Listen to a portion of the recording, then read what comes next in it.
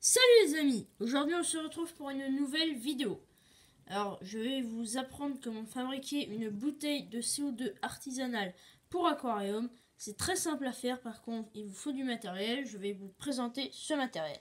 Alors tout d'abord il vous faut une bouteille en plastique de 1,5 litre, un tuyau à air, un anti-siphon et un diffuseur d'air au fond de l'eau.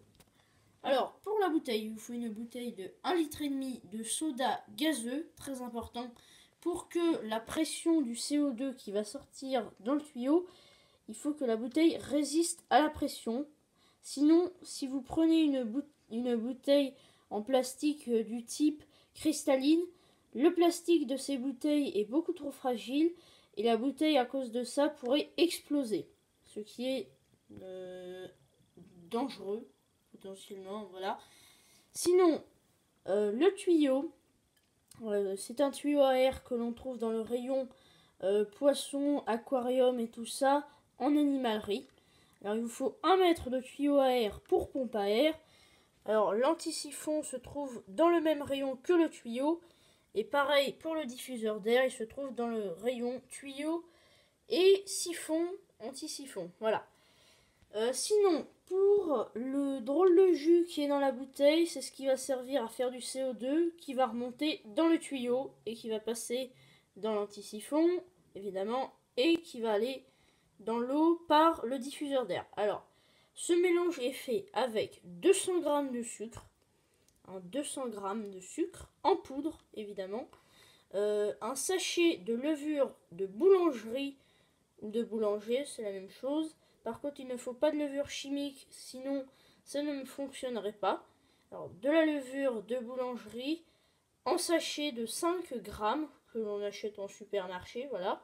Et il vous faut 1 litre d'eau tiède du robinet, pas trop chaude non plus, parce que c'est pas très bien pour l'expérience, et surtout pas de l'eau froide, sinon l'expérience ne marcherait pas. Alors après, tout simplement, vous prenez un bouchon qui n'est pas percé, parce que celui-là, il est percé. Hein.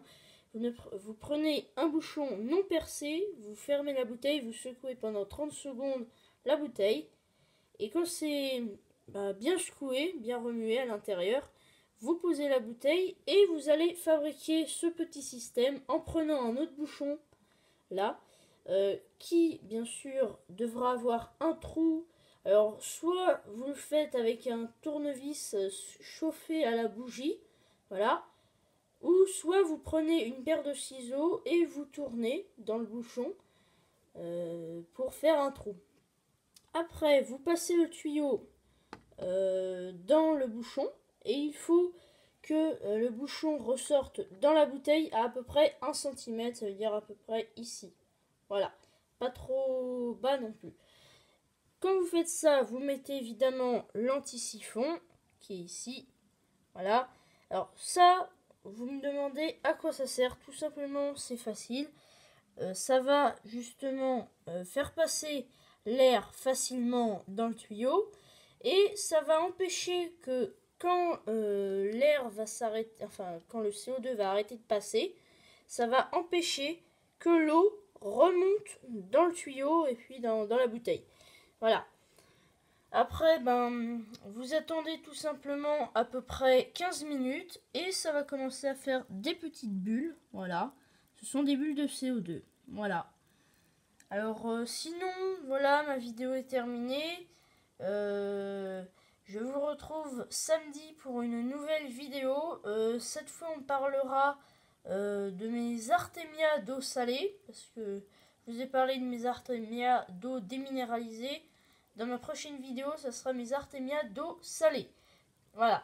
Sinon, ciao!